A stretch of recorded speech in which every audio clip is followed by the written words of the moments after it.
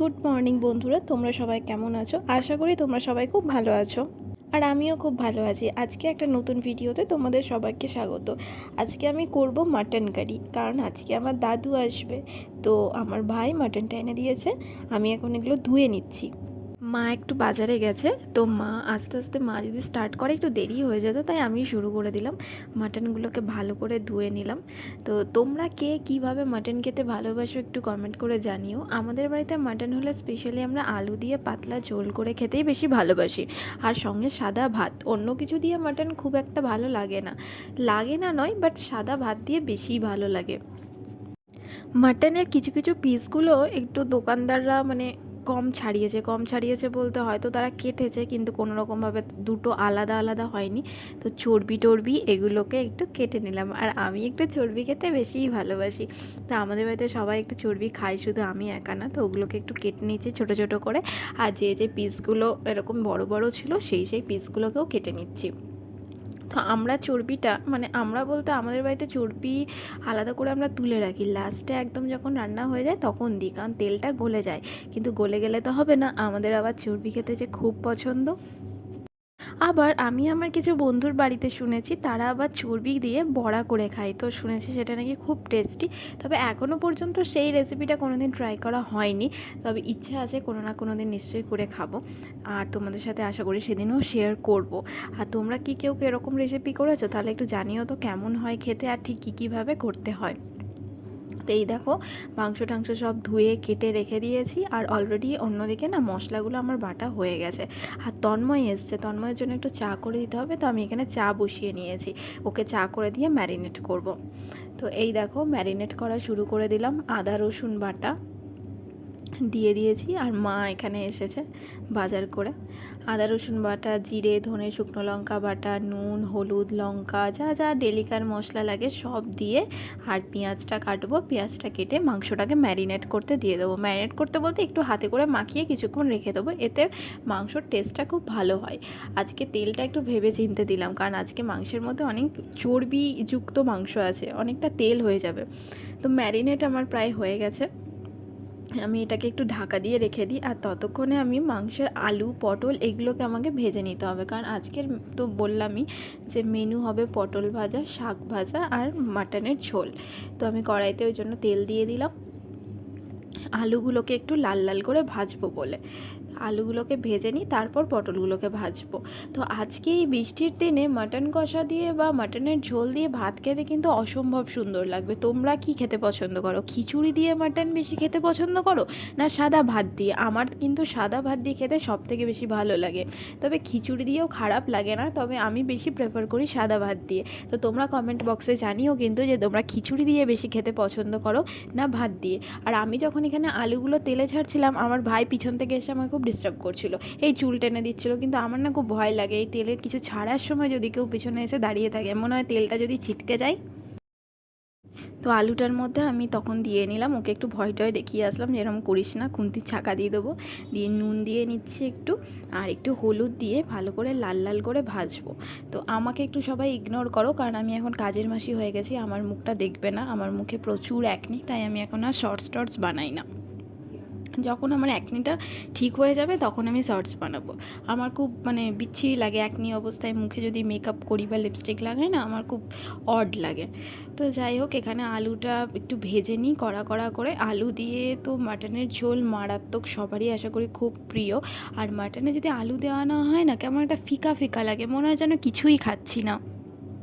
আর একটা কথা বলি, আমি গোলবাড়ির মাটন কষা খেয়েছি বা এক্সট্রা যা যা খেয়েছি, আমার সবথেকে ভালো লাগে আমার বাড়িতে রান্না করা যে পাতলা মাটনের ঝোল আলু দিয়ে।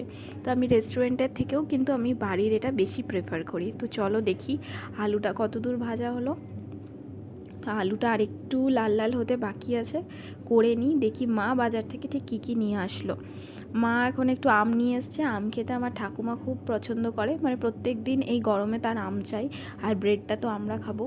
তো এইগুলো মা নিয়ে এসছে, এগুলো দিয়ে টিফিন হয়ে যাবে। আবার আমি রান্নাঘরে ফেরত চলে এসেছি। তো আলুগুলো মোটামুটি প্রায় ভাজা হয়ে গেছে, আলুগুলোকে তুলে নেব আর তারপর পটলগুলোকে ছেড়ে দেবো। এই দেখো আমার ট্যাটুটা দেখা যাচ্ছে, এই ট্যাটুটা করিয়েছিলাম আজ থেকে প্রায় 4 বছর আগে, তখন লকডাউন চলছিল। তবে ট্যাটু করার ইচ্ছা বা প্ল্যানিং কোনোদিনই আমার কিছু ছিল না, কারণ আমার একটা বন্ধুকে দেখেছিলাম সামনে থেকে ট্যাটু করতে, সে আমাকে নিয়ে গেছিলো। তো তারপর আমারও খুব ইচ্ছা জাগে, আর গলায় হেডফোনটা ঝুলিয়েই রাখি, কারণ ফোন টোন আসলে আবার ভেতর ঘরে ছুটতে হবে আমাকে ফোন ধরার জন্য। পটলগুলোকে ছেড়ে দিয়ে দেখো গল্প করতে করতে আলু ভাজা হয়ে গেল, পটলগুলোকেও ছেড়ে দিলাম তেলে।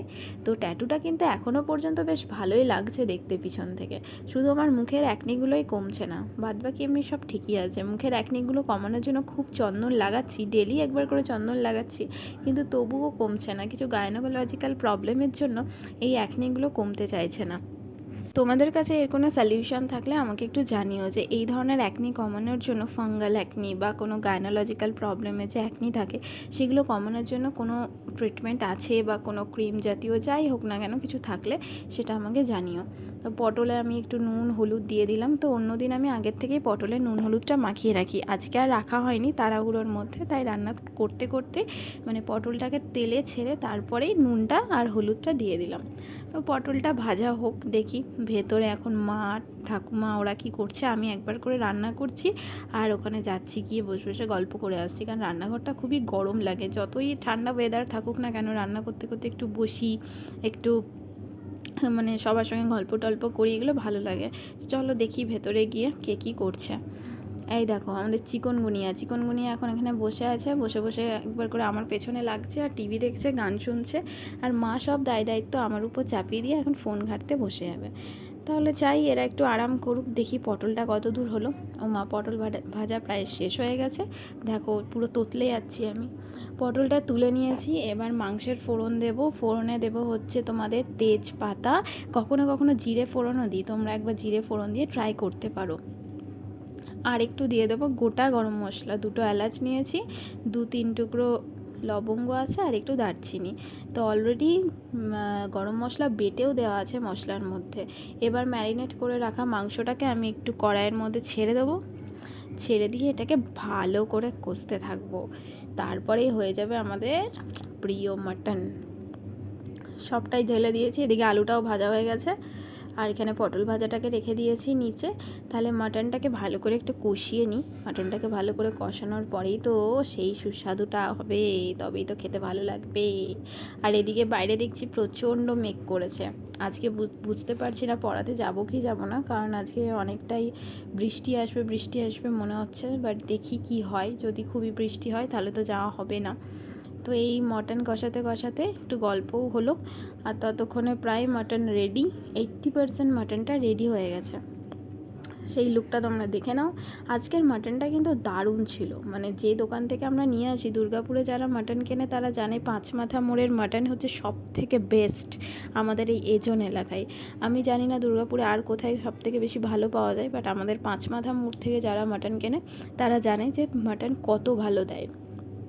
তো আজকে মাটনটা ছিল একদম সেই রেওয়াজি। আর দাদুও চলে এসছে ততক্ষণে, এখানে দাদু বসে আছে আর ঠাকুমা বসে আছে, মাও ছিল, মা একটু মিষ্টি আনতে গেছে, তো নিয়ে এরা গল্প করছে। আর আমি দেখি তাহলে মাটনটা শেষ হলো কি না।